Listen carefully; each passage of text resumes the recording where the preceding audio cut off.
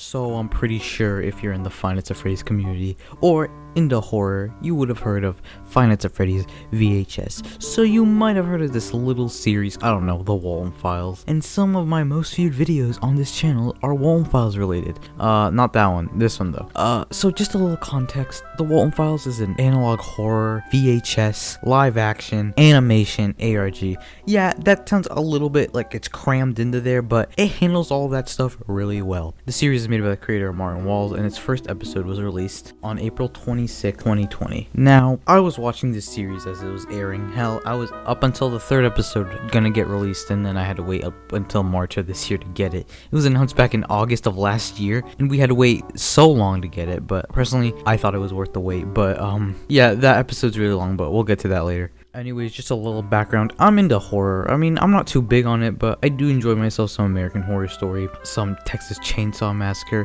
and I thought Quiet Place was pretty good. But whenever I hear about a big horror movie that like scared people, my hopes are usually just dead in the water once I watch like the beginning part of it. Considering that not a lot of things scare me, since I was pretty desensitized to horror as when I was a kid, since I listened to people read creepypastas, and since then I think nothing more has scared me since then, because I was like 8 and listening to that shit. So yeah, and since Walten Files hype is back up since the new teaser got released for the 4th episode, I decided to make a video. Now I might regret making this video considering how long it takes me. The 4th episode might be released by the point I'm done with this video, which my upload schedule, yeah, it might probably be released by the time this video is done. But the last time I seen somebody review the Walten Files was by this guy named Cringer Reviews. Now I can make an entire video on this guy, but pretty much he made a video reviewing Five Nights at Freddy's VHS, and it was a satire. The entire channel's just satire, and people took it a little too seriously, which I mean, I guess, but if you couldn't tell by his like, you know, obvious things, I don't really blame him, but at the same time it's like I will be giving a fair review to the Walten Files. Keep in mind, I might be a little biased. Also, it's 2 a.m. at night, and I'm watching all these episodes again, so yeah, I might be a little freaked out by the end of this. Oh fuck, didn't I just say I wasn't scared of anything? Oh shit.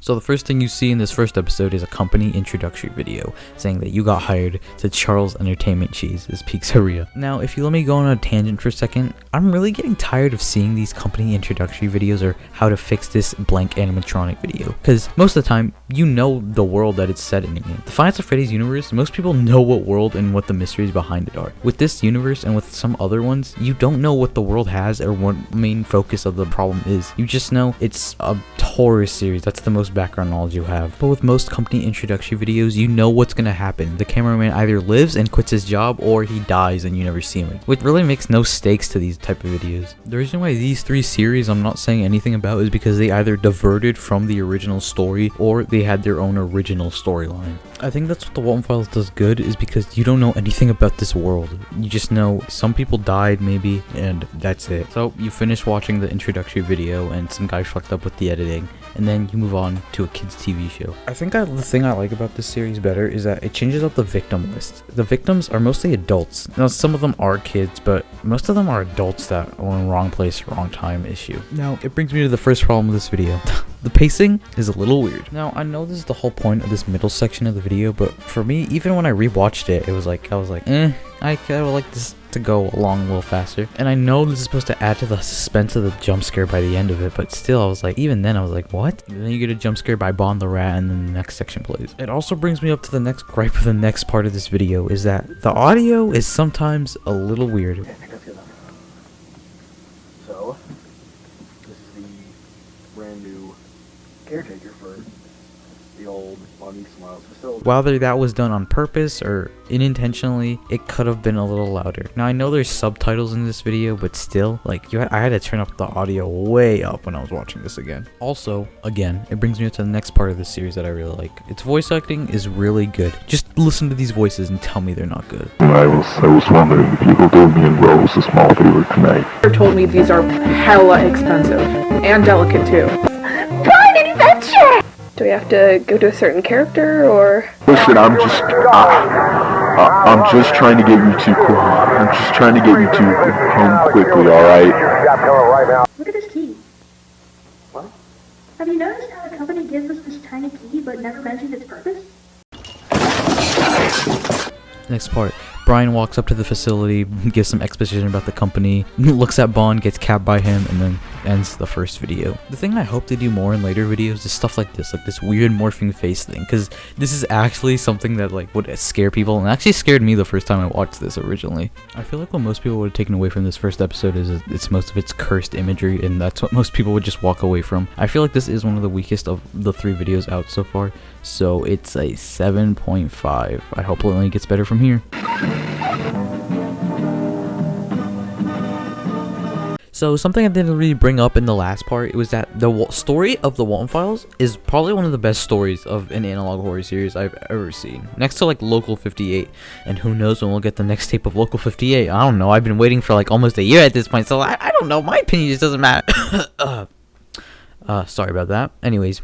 And not just that, but the way it tells its story too is really good. It doesn't just tell a linear story. It splits up a lot of main events and just puts them in different videos. Like in Relocate Project, we'll take a look at it in a second, I swear. And also, the way it's sometimes, I hate saying this word, but subverts your expectations of characters. We'll talk about him later. So, the video starts out giving some exposition about what happened in the previous 4 years. And actually, I do like how they put little Easter eggs in like the background where you can like spot them. Also, what I like in this episode is the way you can subtly see like different imagery in the background. Unless you could turn up your computer, unless you have really good eyes, you could see that he's missing posters and shit. So then Felix just praises himself for like a good like 5 seconds, and then the tape ends with some stuff about Jack Walten. Did you guys know this series had a website?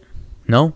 Okay. And then we move on to the next section of this video, which is the only part, or one of the only parts of this video that I actually have problems with, which is this Banny facial testing thing, which is like, come on, did we really need this? I mean, it's cool and all, but like kind of like kills the pacing, because imagine just seeing this and then it cuts right to the part with Susan Woodings. I get it's supposed to set up Susan Woodings' reveal, but even then you could have done it in a shorter and less time costed effect, and it would have been the same thing. I feel like if this was done a little bit differently with something else, like a performance or something, it would have been way more memorable and cooler. But I do feel this is also in Bunnyfarm, this makes up for this with a better Susan Woodings backstory that we have. Here is fine and all, and looking at it from that video to this video, I think what they were working with at the time, it's perfectly fine. And I'm not saying I could write this story better, I'm not saying that at all, but I'm just saying if it was done a little differently, I think it would have been better. And then we move on to Shaun the Sheep's facility testing site, or facility testing video, I don't know, one of those. Also, I do like how in this part of the video, they have little hints of lore, like with backwards and reversed messages, and sometimes you see this little shadow guy in the background, which is also pretty cool. Also, this is the part of the video where I said it does the Banny jump scare much better, considering, you know, it's Bond, and you know, just look at this, the way he looks at you. This guy's on some LSD shit, bro. Please stop looking at me like that. What the fuck? Anyways, Rosemary gets bodied and she gets put in Shaw the Sheep, which I like in this part where you could see her death scene, but like in very simplistic form. And I do like how it is setting up for the next video where you actually hear her death, which is pretty good. I would say it's probably one of the most morbid death scenes of the entire series, since you actually hear the fucking death. Anyways, we move on to the next tape, which is the facility caretakers walking into the bunker and, you know, just fixing some shit. I like how this guy references the movie I talked about in the beginning of the video. Well, that's odd. Fuck. This forest reminds me of the movie, the Texas Chainsaw Massacre. Anyways, they try to fix the robots, but they can't since they're unsuccessful. I mean, let's be real here. Who's gonna sleep in this fucking place? Like, let's be real. Who's gonna sleep in a place with these creepy ass robots? And then you're gonna be like, oh yeah, this is totally normal. Bro, you'd have to pay me like $1 million to do this shit. Not even. I still wouldn't do that. Bro, look at his teeth. Look at his eyeballs. What the fuck? Bro, why would you sleep in a place like that? Oh my god. I'm sorry you had to hear that. Anyways, apparently this handheld effect is really hard to do, so kind of appreciate how they did it in like 3 times in this video. And then Ashley wanders off, and she starts entering these back rooms, which, I mean, if you know anything about back rooms, they're not a good place to be. She didn't no-clip through a wall, though, so, Also, this is just a thing for horror series. If you find some creepy shit, why would you keep exploring? Like, I get, like, you want to fix your project, but ain't no way am I dying for that company. Like, it's like when you get robbed at the store. Like, I'm not risking my life for this fucking store. I'd rather let the robber take the money than kill me. I value my life over the company. Anyways, that's just the thing I have with horror series. Anyways, she finds the clown animatronic and she listens to the tape, which lists off a bunch of names, which is on some guy's hit list, and then Bond comes behind her and rips her apart, which is gruesome because you hear her dying and you get this image that implies that she got her face mangled, which then you see the last image of the video, which is her face falling apart. Oh my fucking god. And then credits roll, and then you get the last part of that link. And then I do like how this video started doing the secret video thing, which adds on to the ARG-ish thing. So the little video at the end of this was just a little comic book teaser for the next video, which was, oh no, how are the characters gonna get out of this? What are they gonna do? I don't really have more problems with this video, only like the same ones I had from the last time. Like the audio is a little weird at times, but at least you could hear it most of the time. It did have subtitles, which did help the effect and were more important since it gave you dates. So this video is an 8 out of 10. Yeah, that's right, I'm going up scores. Ooh, that was pretty quick. All right, what video do we have next? Oh god, why me? Welcome back to me screaming.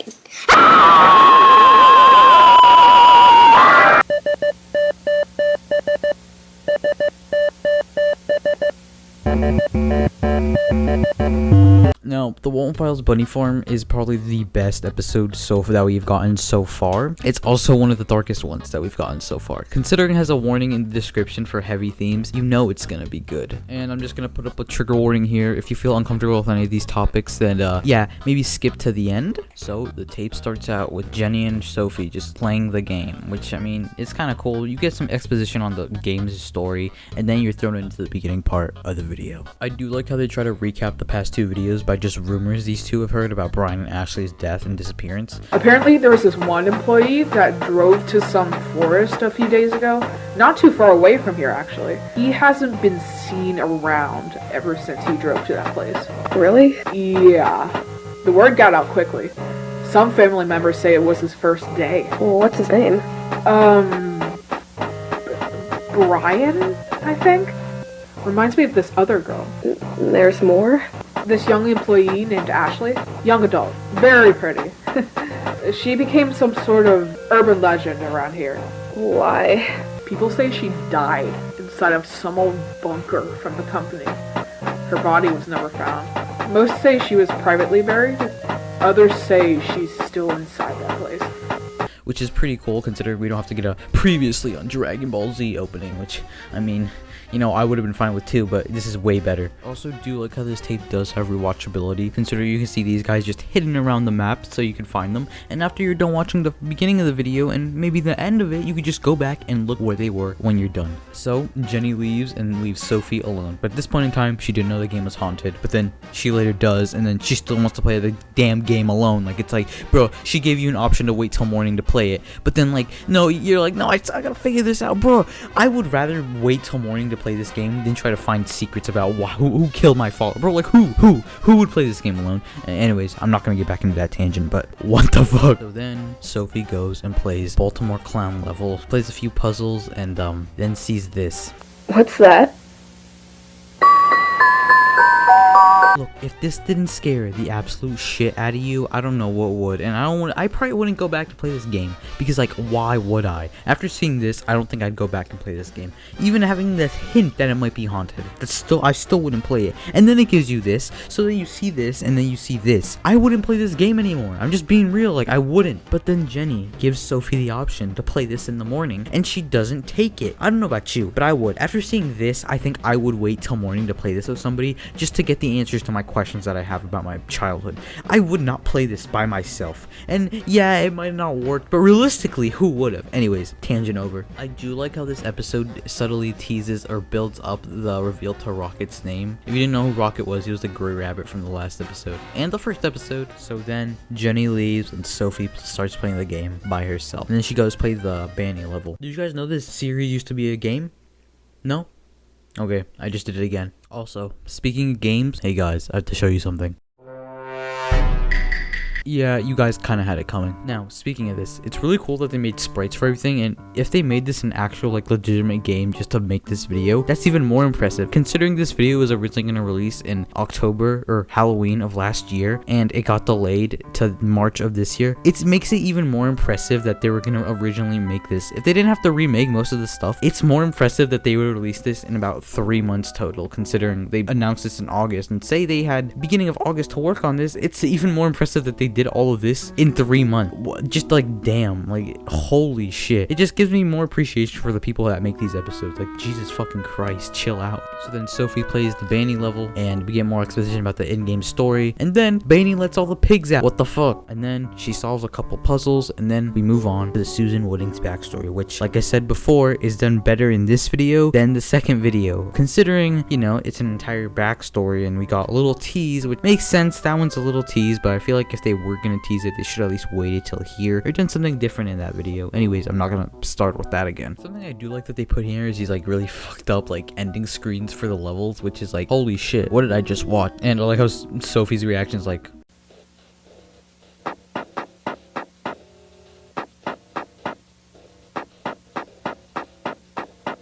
but that was... what the fuck? Even then, I would be more scared and probably turn this shit game off, bro. Like, come on, bro. Like, why are you still playing this? Like, after seeing this, you're still playing it. Like, what the fuck are you doing with your life? But that was very confusing and scary, but it... Yeah, why are you still playing it then? Wait, just the thing though, like if she forgets stuff, like what if she forgets how to breathe? Wouldn't that be kind of funny? Oh, sorry. Anyways, back to the story. So then Sophie reads Thompson's diary, which, you know, I wouldn't be reading that, but hey, it's a story, so might as well. And then she moves on to Boozoo's level, which is basically just a bunch of puzzles until Kylo Ren pops up, which I mean, I don't know why he's here, but hey Kylo Ren, what do you think about that?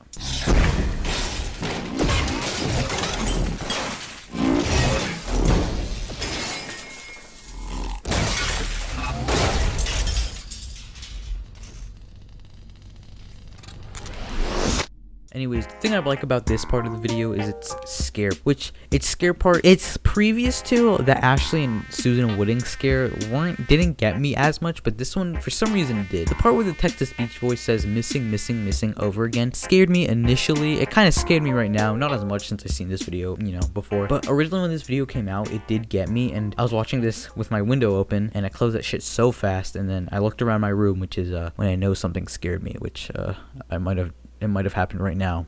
Yeah, I shit my pants. Bro, why is this guy breathing so fucking loudly? I don't like it. Get the fuck away from me. Oh my god. So then Sophie just reevaluates her situation. You know, you're still playing this game after seeing basically 2 people get murdered. Anyways, she then moves on to Shaw's level, which is the one that also scared me. And also seeing everybody's reaction to the ending of it is pretty funny. Anyways, there's nothing really too much to talk about other than it's just build up to the, you know, to the actual like fucked up part of the end, which I really do like how they carry on the foreshadowing from the last video that a woman was screaming in the middle of the night, which, holy shit, this is loud as shit. If you're watching this, like, if you're gonna watch this, I would recommend turning down your headphones for this because it's fucking loud as shit. This entire video is just loud, so like, just listen to this video like really low though. And then this dude pops out of the well, and then we finally see Rocket with, you can't really hear his voice that much and it's like really distorted and stuff, but pretty cool seeing this guy finally come to the story after being teased for 2 videos, so yeah. And then we move on to the Ed and Molly backstory, which basically, if you don't know what they do, they basically just inhabit the rocket, and that's it. But I think the best part of this video is Felix's backstory, since Felix is probably one of the best villains of any analog horror series or any Five Nights at Freddy's VHS series. Considering he's not just the insane man that killed his entire family, he's more tragic than that. He's a depressed alcoholic who lost his wife and is trying to start up a company, which is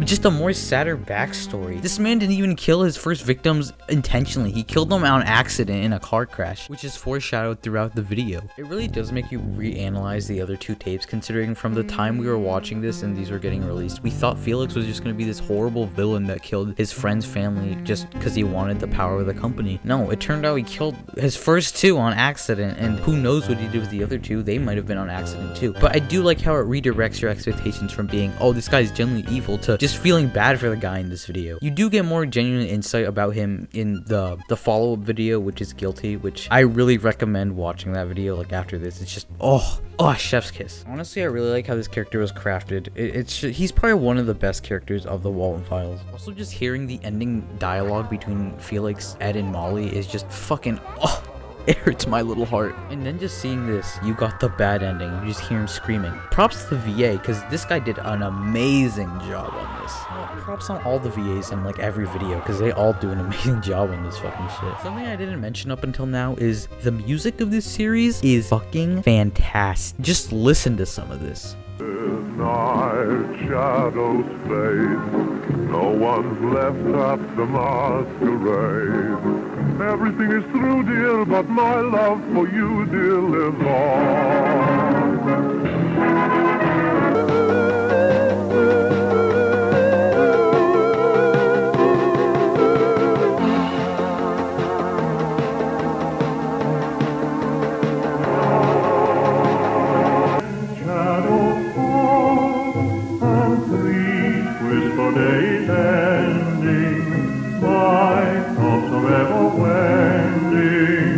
And then the video closes out with the final monologue from Showbear and seeing all the victims in their animatronic for the last time. And then you get this fucking banger of a song, bro. This video is generally seizure inducing. I mean, not as much as Evangelion, but you know, I digress. Now, on to the problems I had with this episode, which I barely had any. This one's just a nitpick, but originally the first two videos had really low audio, and this one, it just fucking like maxes out your fucking ears. Like your ears will be bleeding by the end of this because it's just so loud. Also, I feel like there should have been more dialogue from Sophie, considering, you know, it does, but 5 seconds after somebody got murdered, somebody's general reaction after seeing somebody got murdered in a video game. Look, even when I saw this, I was fucking screaming. I was like, what the fuck? I was like, what? I feel like there should have been more like what the fuck reactions from her. It would have made it like seem more realistic and some stuff like that in a sense. But yeah, other than that, this video is almost perfect. It could have done the 1 or 2 things that I had problems with better, but even then, this video is still enjoyable to watch. I really had a fun with just rewatching this video with my friends. It was a 9 out of 10 video. I hope this series does generally get better from this point on. Just the direction it's going right now, it probably will get better. You know, we've had to wait a couple months for every episode, but you know, other than that, this series. So what do I rate the Walten Files out of 10? I can't even properly rate this show considering it hasn't even finished, and it's probably not going to be close to finishing for a couple of years. So if I were to give it a final score, it'd be 8.5. It sucks. Hey guys, I hope you enjoyed that video. I had really fun making that video. Yeah, I'll try to be making more like this, but I can't guarantee it. Maybe next time I'll be looking at Harmony and Horror. So yeah, I have nothing to say for this outro other than subscribe. We're almost gonna hit 1,000. Follow my Twitter, because I want more Twitter followers. I plugged in the last video, but I'll plug it again. So please follow my Twitter. That's where I sometimes drop video ideas that I have, and then never make them. So yeah, please just go do that. And yeah, I hope you guys enjoy, and I'll probably make a video on the next Walten Files episode that comes out, just reviewing it, not analyzing it, reviewing it. Yeah, so enjoy, and I'll see you guys later. Bye.